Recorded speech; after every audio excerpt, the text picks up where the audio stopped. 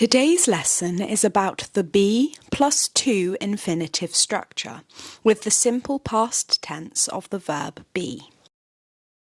I will start by splitting the structure into sections so that it is easier to understand, and then I will explain main uses of the structure. As I said, today we will be looking at the structure with the past simple tense of the verb be.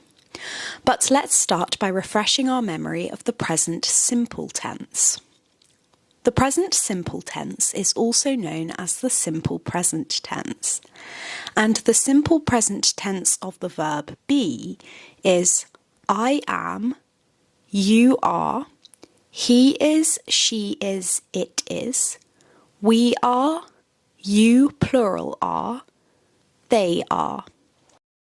The simple past tense is also known as the past simple tense, and with the verb be, this is I was, you were, he was, she was, it was, we were, you plural were, they were.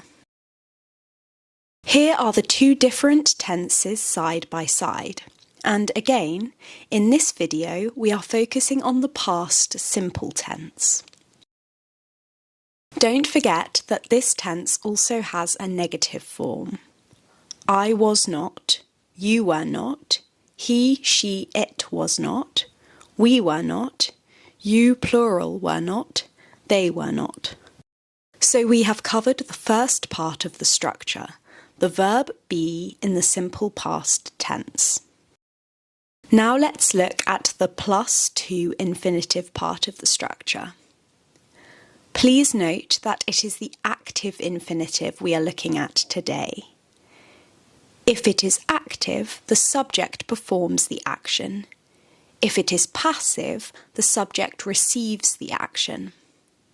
For example, the active infinitive on the screen is marry, to marry. The passive infinitive using the same verb is to be married. Please comment below if you would like to look at the passive infinitive structure in more depth in another lesson.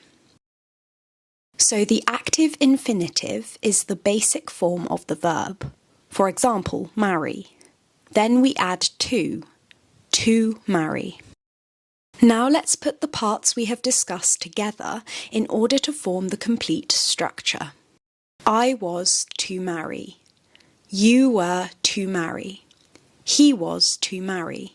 She was to marry. We were to marry. You were to marry. They were to marry. Like this video if this all makes sense, and comment below if you have any questions.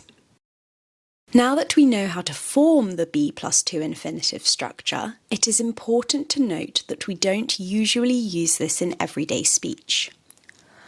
I did a similar video on the same structure, but using the simple present tense instead.